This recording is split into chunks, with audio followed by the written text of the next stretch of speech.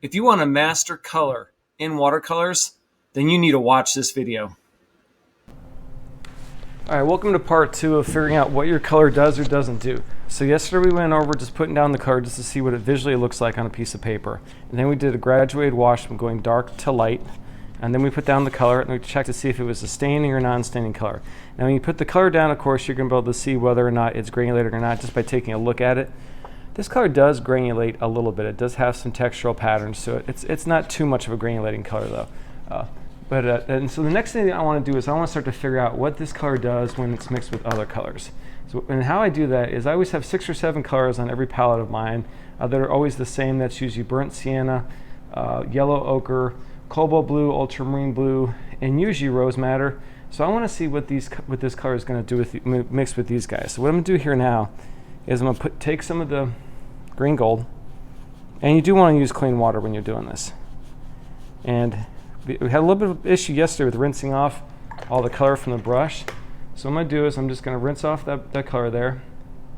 Come to my palette and I'm going to grab some burnt sienna. And what I'm going to do is I'm going to put the burnt sienna next to the green gold. And this is the Winsor Newton burnt sienna. And then at this point in time, rinse the brush off again. Come back, clean water, and let them touch and kiss. And I just want to see what happens with the colors. And now what I'm going to do is I'm going to take burnt sienna and I'm going to mix green gold together on the palette.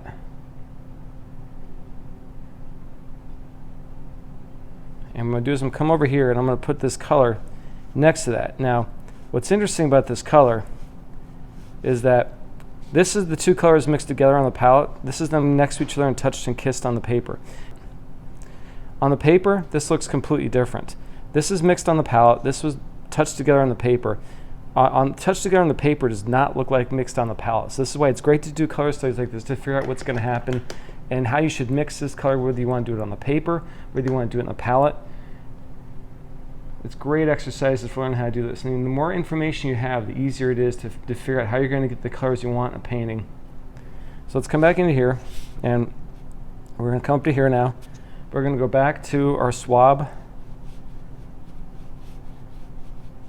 green gold. I'm going to rinse my brush off, and I'm going to come back with clean cobalt blue. And I'm going to put the cobalt blue next to the green gold.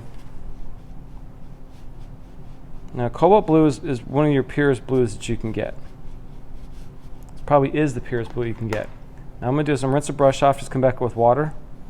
Let things touch and kiss. Ooh, I got a big water blossom there. Didn't mean to do that. Can wake that up a little bit. Thirsty brush it. Now, I'm going to do is I'm going to take the same 2 colors, mix them together on the palette. Come over here. And see that this visually looks very different, the colors mixed on the palette, than next to each other and touched and kissed. And then I'm going to rinse off my brush again. I'm going to use some ultramarine blue. And now what I'm going to do is I'm going to take some ultramarine blue and I'm going to put that down on the palette and see what happens with green gold, touch and kiss next to each other, and then take the 2 colors and mix them together on the palette. I'm going to follow up with rose madder. Touched and kissed and mixed together on the palette. And then finally, I'm going to do Paranone orange, touched and kissed, and then mixed together with the green gold. So this is how I do color studies when I get new colors to try to figure out how are they going to behave with the other colors. It only takes a few minutes. It's really good information for years later. Write down what you're doing so you can remember what the things are. I know this is the Winsor Newton Green Gold PY129. Write down burnt sienna, ultramarine blue, cobalt, Paranone, rose madder, and that way I know what's going to happen when I mix these guys together on the palette or let them mix on the paper. It's a great resource to have later too, and you could do this on both sides of the paper also if you wanted. I hope this little tip helps you on how to make the colors work for you, how to learn what they do or don't do.